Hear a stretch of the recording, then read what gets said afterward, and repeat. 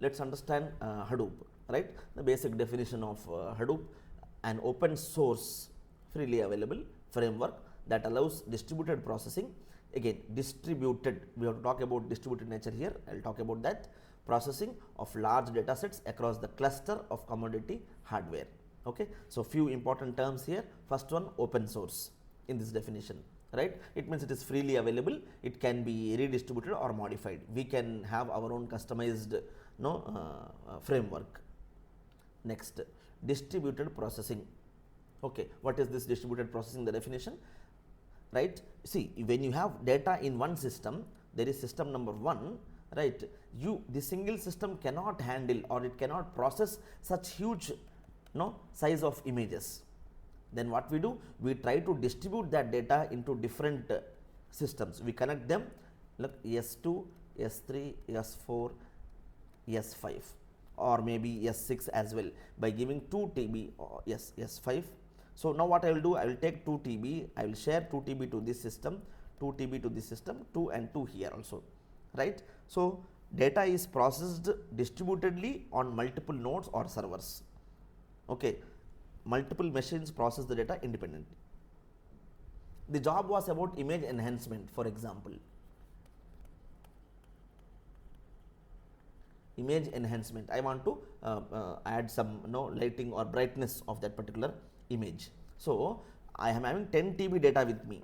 Since a single system cannot do, we are sharing that data across different nodes. Again, node in the sense it's a system or a computer. Okay, so we are sharing that 2 TB here, and now this S2 is working only on 2 TB. They are processing it separately and independently. At a time it is happening, I am saving my time, I am doing it faster, right? So that is done in Hadoop. So it's an open source framework that allows distributed processing of large data sets across the cluster. Now what is a cluster? Now you know general term, cluster means some group of things. In machine learning we say clustering, grouping the data, a group of data, right, of similar or relevant data is called a cluster. Here in this term, cluster means multiple machines connected together via LAN. So in our lab you have some systems, if all them are connected to each other, if they are connected to each other like this, then we call this as a cluster. Okay, next and the last term here, commodity hardware, right? So means even commodity hardware means even a normal machine can help us, economic or affordable machines, right? Need not need high configuration machines, even small machines can help us in processing it, right? So it's an open source framework that allows distributed processing across the cluster of commodity hardware. Okay, this is the definition of Hadoop, right? So distributed processing is the main underlying principle here. Distributed computing we say, or processing. What we do, we share the data among different systems. Same program we run here, here, here, and also here. All output we get, then we combine them and we make the output, right? That is the core logic behind Hadoop. This is some evolution, how it was started from 2002. It has been growing, and today the latest version what we have is Hadoop 3.1.3. Okay, so this is just to show you that how it has been. It is there since many years and it has been growing. Lot of new features are being added, right? The most important one which was added, if you see the milestones here, the first one is MapReduce, which is introduced, and the next one is YARN. Okay, these two are the big milestones in this Hadoop evolution, introduction of MapReduce and YARN. Okay, let's see what are those things. Okay, so Hadoop is a framework designed to process and handle the big data. Again, this is how it was evolved from different versions. So there are 3 important components in the Hadoop framework. Okay, again, big data is there. Hadoop is one framework or a setup, I would say, which will help us to process the data. It has 3 important components. First one is Hadoop HDFS, right? Hadoop distributed file system for storage. Then we have YARN, okay, yet another resource negotiator, the resource manager, right? And the third one is MapReduce, an application layer, a programming part, of that Hadoop, right. So when I have that big data, I am storing it somewhere on, then I have a middleware kind, I will say yarn, which will help me in what we say, the resource manager, managing the resources, right, between the and there is a map reduce. Okay, this is one which is trying to play with that big data through yarn. Okay, we'll understand that into deeper. We have separate discussion for each of those, right. So Hadoop has three components: HDFS, that is for storage component, then we have MapReduce, that is the compute component, that means programming part we talk about, then yarn, that is the resource manager, which manages the resources available for executing that program on that huge big data, right. So how does this HDFS system work, or the Hadoop does this part?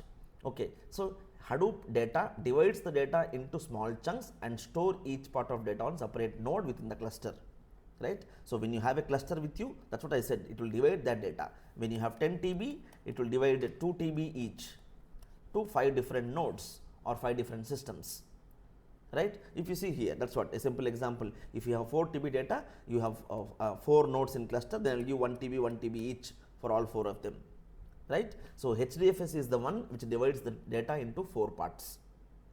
Okay, by doing this, time required to store the data and processing is very less, right.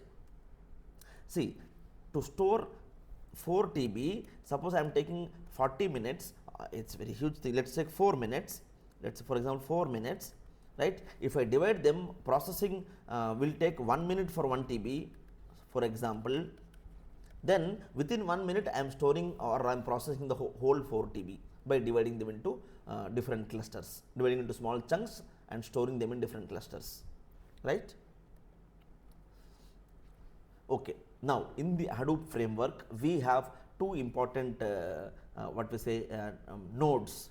Okay, one is master node, other is the slave node. I hope you understand the term itself, master and slave.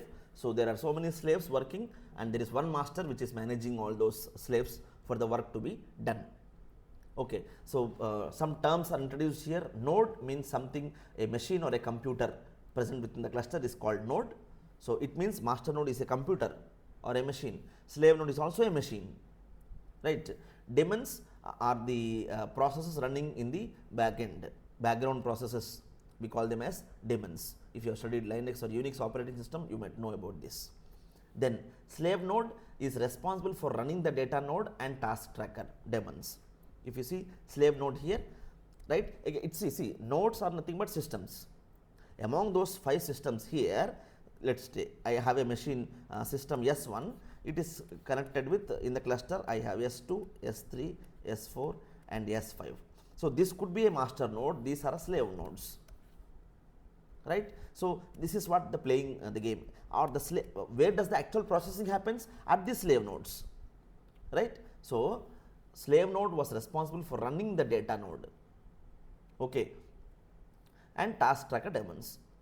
Both name node and data node are responsible for storing and managing the data. See, name node and data node, they are used for storing the data, okay, right. So we have this structure in Hadoop. We generally talk about master and slave, and there are different entities, we name them as name node, data node, which are storing the data, right. So data individually, every slave node will have one data node where that 2 TB is stored, okay, right. So that is about a little information about the types of node what we have, master and slave nodes. They are all machines, okay. So HDFS, right, that's what we are talking about, name node and data node, okay. So in HDFS, again if you go back here, HDFS is a storage component. We talk only about storage, storing that huge data which is being generated, right. So let's go and talk about HDFS. See, it's a unique system that provides efficient storage solutions by storing the data across a network of machines. okay, which results in efficient storage of data and runs on commodity hardware, right. So, HDFS is one which will share that distribute the data into small chunks and store it in different machines in the same cluster. Okay. There are two nodes, one is master node, other is slave node. What is the job of master node? Manages all the data nodes, assign work to them. So, that is what master does, right. There are so many slaves, okay. Manages all the data nodes, all these slave nodes are managed by the master node and assign work to them. He is the one who assigns work to these slave nodes, okay. It executes file system namespace operations like opening, closing, renaming file and directories, some basic operations what the master node does, right. Next we have slave node. They are the actual working nodes. Slave nodes are the actual working nodes where the processing is happening, right. See, reading, writing, processing, all that actual task of solving that problem. Suppose I have some 1 month transaction data which is of some size, maybe some 100 TB all over the world, maybe let us say, okay, I have this much of data with me, right. So, the master node is just dividing this data and giving it to the systems. Slave nodes are actually working on this data, maybe 10 TB each they get sorry, 10 TB each they get. So, there is where we are the actual work is happening at slave nodes, okay. So, they will do all that processing part in the slave nodes.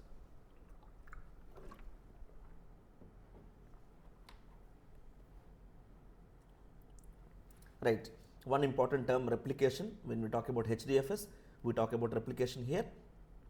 So, in HDFS, multiple copies of data are created across various nodes to fault tolerance. See, I have a master node system S1, I am storing the data in S2, S3, S4 for example, right. When I am giving 2 TB here, it will also replicate the data, right, if something happens, okay. See, multiple copies of data are created across various data nodes within the cluster. So, let us say this 2 TB is called as X, there is another Y 2 TB data, I named it as Y, and there is another 2 TB, it is named as Z for example, right. This X, Y, Z are having multiple copies X dash, Y dash, Z dash in different systems. Replicating, we are storing the kind of backup, I would say, right. So, if one node fails, the data can be accessed by using the replica from the other node. When we are having a replica, when we are having a duplicate copy of that, if one node is failing, let us say one slave is failing, one machine is not working, then the other machines can access that data to execute the process, right. So, this is about HDFS. So, how do we do that? Data can be accessed and managed using command line interface. We are going to see the practical of this, right. So, you have the data, you can use the commands to perform file operations like creating directories, uploading files, downloading files, everything can be done using HDFS DFS command, right. You can also provide API using different programming languages. This is what? This is a program. You have the data with you. This is what we do generally in our programming. We have the data with you, then you write a program on top of it, which will take this as the input and give us the output, right. So, this can be done, and tools like Hue are some web interface, actually GUI based front end we have Hue, which we use to interact with the HDFS system, right. Data can also be accessed from MapReduce, Spark and other tools, right. So, this is about HDFS. So, we talked about the definition of Hadoop. What is Hadoop? We have seen that it is a framework, open source framework that allows distributed processing, parallelly executing tasks not in one system but in different systems, so that the processing is done faster, right, and of large data sets across the cluster. Across the cluster means connected systems in a single location through LAN, of commodity hardware of normal configuration, right. So, it has 3 components. One is HDFS, the Hadoop distributed file system, that is for storage part, MapReduce the computing part, the programming part, and then there is yarn, yet another resource negotiator, right? The resource manager who will manage the resources available. Yarn is one which is helping. Suppose one slave node is there is one master and there are so many slave nodes S4. If one is failing, then automatically yarn plays the picture in managing or balancing that resources available. Okay, so we understood about this HDFS. The two types of nodes are available in HDFS: name node and data node. We call it as master node and slave node, right? Master node is the one which will manage all the data and assign work to them, whereas the data node or the slave node is the one where actual work happens, right? It also does the replica of that. Okay, so we will see this map reduce and the CLI. So the next component is map reduce, right? The most interesting one, if I just go back here, yeah, so map reduce, the compute component, right? Very interesting component, that is map reduce, right? It's a programming model and a software framework for distributed processing of large data sets. Okay, what again, I have a master node, I have so many slave nodes, right? So this master node, the data is distributed. HDFS will distribute that data into small chunks and store it in these systems, in these slave systems or the data nodes. I will be storing the actual data by dividing into small chunks, right? Then there is a master node. Master node has to give instructions. It has to give instructions to all of these things. Okay, because what it is doing, image enhancement, for example, image enhancement. So there is one algorithm for that. There is one algorithm for that. That same algorithm will be executed here in all four. In all four slave nodes, same algorithm will be executed parallelly. Okay, they will execute and they will generate that output. That output will be again aggregated, segregated by the master node, and it will give us the final output. Okay, so so the point here is to say that it is a programming model, right? It is designed to process the data in parallel across cluster of machines. See, processing the data in parallel at a time. We will do the processing. Okay, we will try to run that same algorithm in all systems at a time, instead of, so kind of a different or a this is one trial and error method. Instead of one system doing that job, we are giving multiple systems to do the job. Let it divide, let them do it separately, right? Divide and conquer kind of rule, where you divide that whole data into small chunks and you parallelly do the approach, so that the job is done easily, which we follow in our day-to-day life as well. So there are two important phases. One is map, second is reduce. Okay, so let's understand what is this map and what is this reduce. In map phase, the input data is divided into small chunks and processed in parallel by the map functions. Okay, we'll try to see an example and understand this in better. The map function takes key value pairs as input and produces intermediate key value pairs. It does little processing. Then the intermediate key value pairs are then sorted and grouped by the key. So the processing is done here. They take the input, divide into small chunks and process that small chunk of data, and they generate some intermediate results. In reduce phase, the sorted and grouped intermediate key value pairs are processed by reduce functions, the aggregation part, right? The reduce function takes a key, its associated values, and produces the final output. Okay, so let's understand this with an example here. See, a very classical example which we are also going to execute today, that is word counting. Word count example. There are so many such applications what we have in the map reduce, right? So I have a text file. With some alphabets.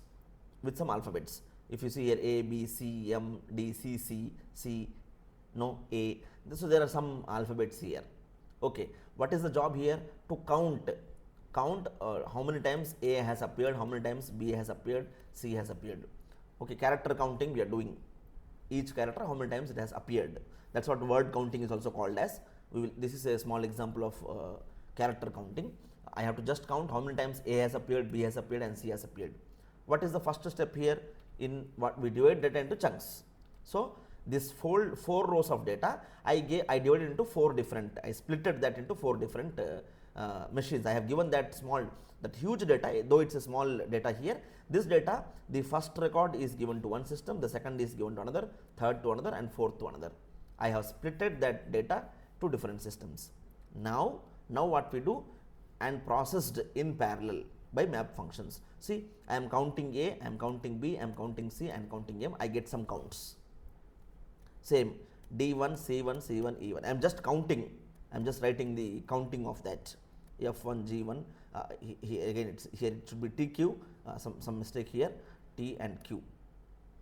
Or maybe this is FR, this is FG, sorry.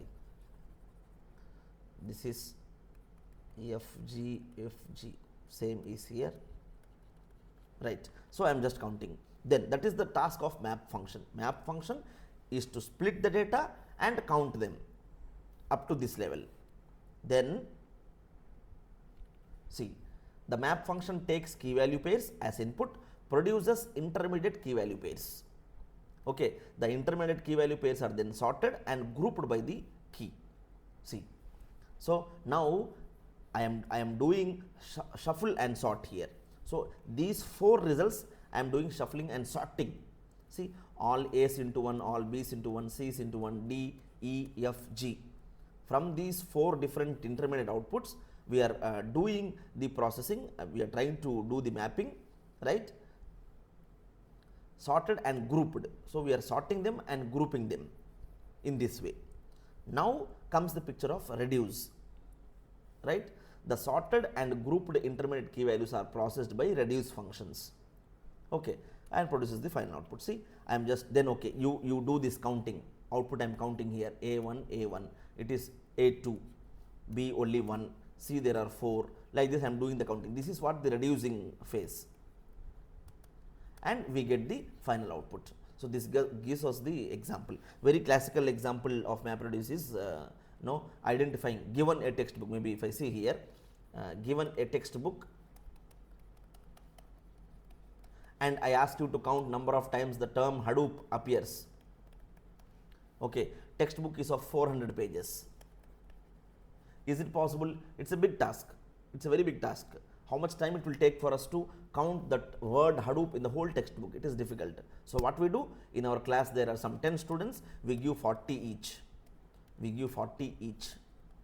So we cut this book, we cut this book into 10 slices, each of 40 pages, and we give to 10 of our friends. Now counting Hadoop in 40 is very easy. Okay, so the first student S1 will tell it is appearing 13 times, this fellow will tell 12 times, 25 times, like this 36 times. They will give their own count.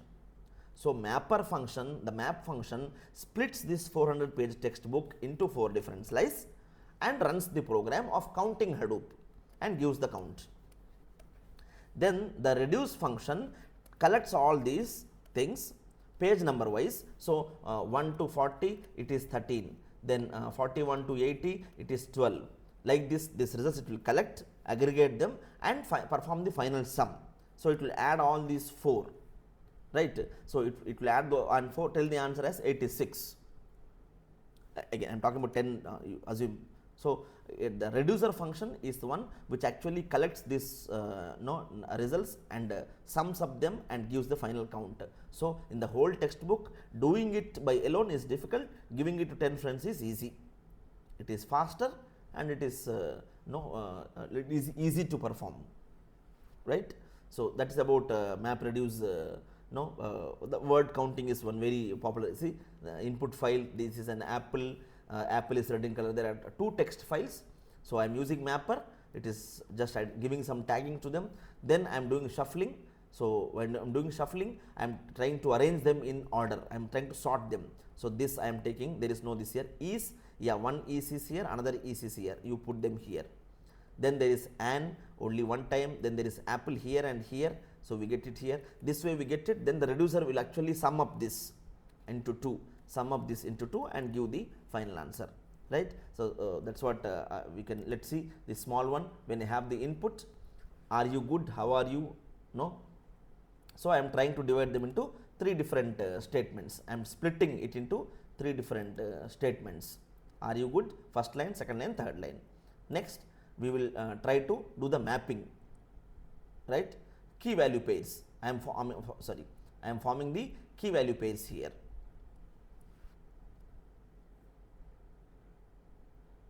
See, are you good? How are you? So we got the key value pairs here now. Now I have to do the shuffling, sorting of that I have to do. So next I will do the shuffling part, getting that keywords from all 3 outputs. We will try to aggregate them, we will try to sort them and group them, right? See, we group, then we are trying to reduce, count 3, good 2 and how to, and finally we get the final result as R is 2, U is 3, good is 2 and how is 2. Okay, so this is how MapReduce works. So that is the I would say the actual discussion what we are trying to have about MapReduce, right? This is the application of MapReduce. You are having a very big task with you. You want to do the data processing. Doing that alone or a normal traditional machine is difficult. You do not have a high-end configuration machine to do the job faster. So what you do, you set up an MapReduce or a Hadoop framework. You will set up where you will have master nodes and slave nodes. We have to define that, we have to configure it. Then you divide the data, you give the input data to the master node, you give the program also. You are giving 2 things as input, right? You are giving the data plus the code, the algorithm to execute. This master node will divide that data into small chunks and feed them with this program, ask them to execute that program at your place.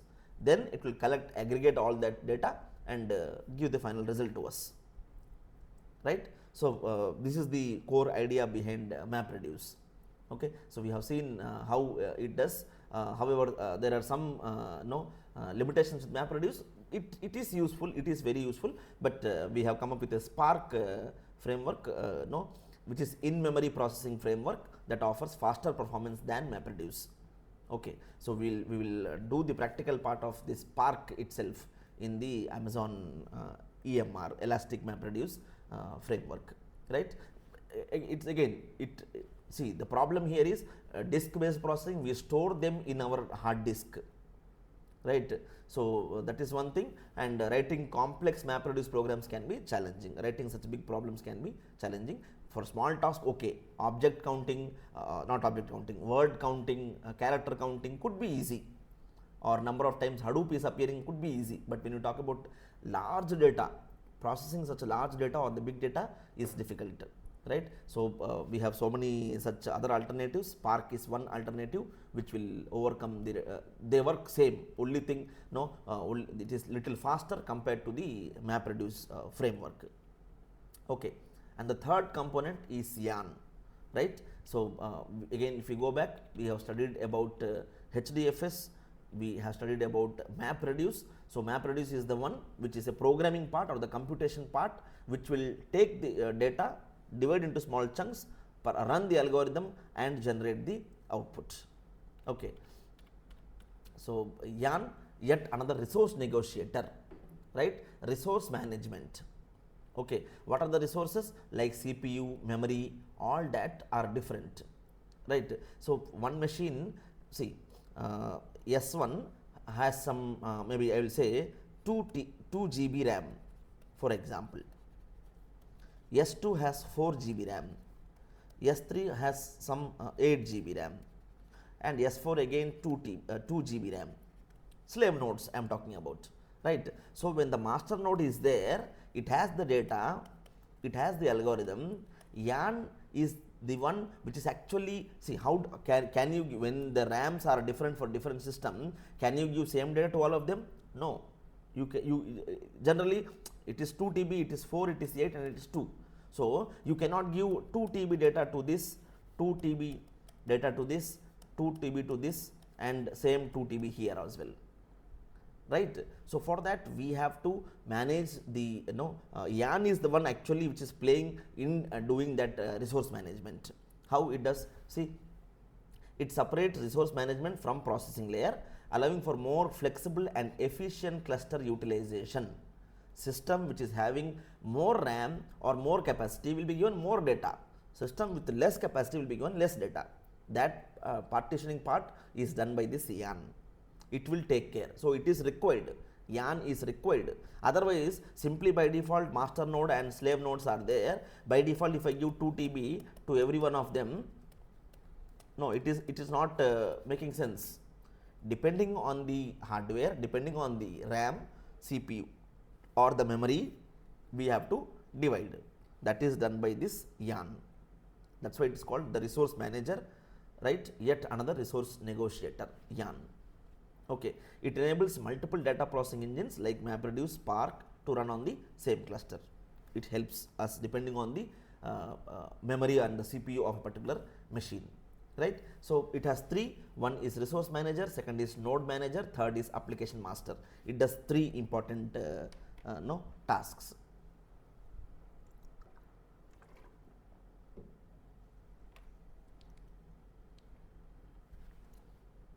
Yes. So let's try to understand what does YAN does. When I talk about resource manager, right? See, arbitrates system resources among all applications, right? So it manages, it receives requests from multiple applications and allocate resources based on availability and policies. So when you have cluster of systems in a lab, you have so many systems, you have so many such systems in a single cluster, right? When master node is sending a request, based on the request, based on the demand, it will divide automatically. It will receive request and it will allocate the resources based on the availability and the policies.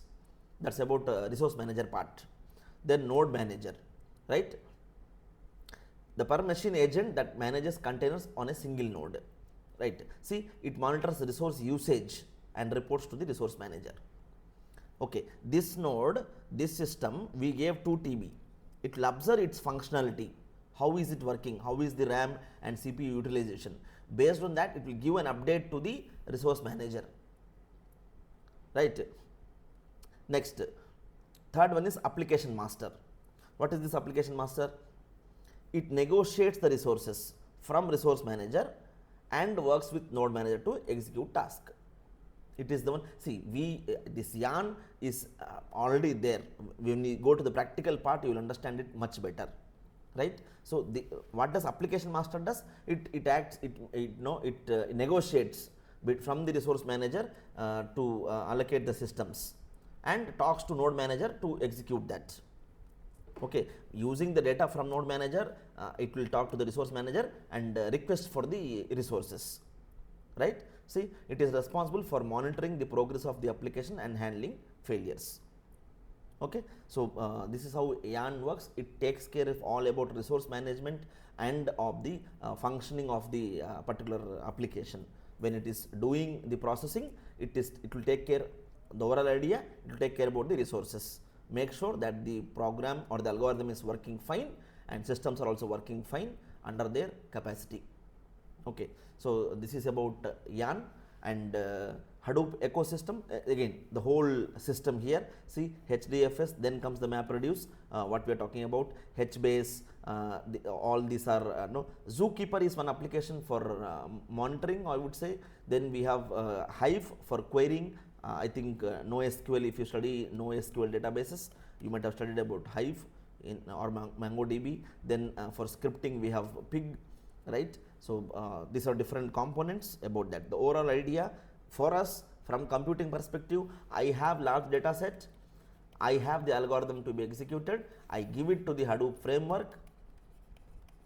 Using its internal structure, it does the processing and gives me the output, right? So we'll try to see that. So these are the different tools I was talking about in Hadoop ecosystem: Hive, Pig, Spark, and HBase. all these are having different jobs. Like Hive is like SQL like queries on Hadoop data for querying the Hadoop data, right? So Pig is for it's a framework for parallel processing, right? Spark is again this is what we are going to do.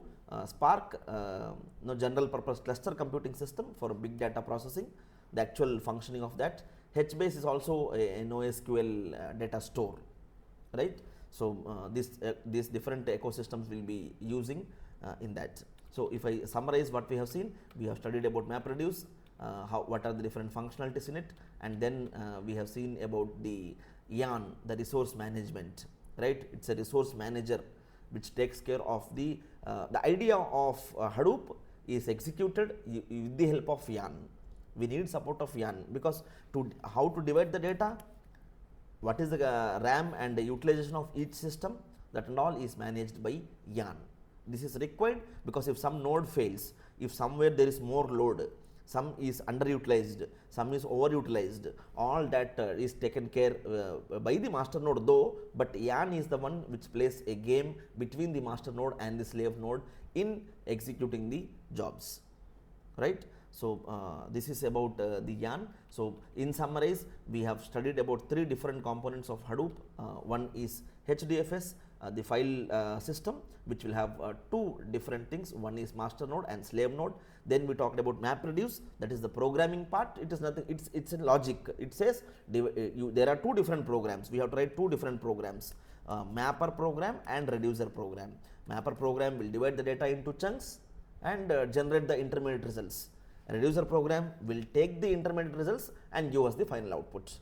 And in between of all these, there is YARN, which is the resource manager who helps when a job is started. Let's say master node is there and the data is and the job has been given to different slave nodes. They are working together, all these slave nodes are working together, right? If some issue comes at S1 or something comes at S3, automatically there should be a backup plan. Some resource sharing should be done, some data sharing should be done. All that is done by YARN, right? So this is all about Hadoop. Okay, big data, the data is being generated, we are having big data. To process big data, we don't have systems. So what we are talking, we are saying let's use some Hadoop, let's use some framework Hadoop, which is following some logic of dividing the data into small divide and conquer policy and getting the output, right? How we do this? See, Hadoop, it is very popular. It is very popular, right? But again, I will give my concluding remarks after we see the demo. Why? Because is Hadoop the ultimate solution? Today we are talking about AI. We are talking about AI.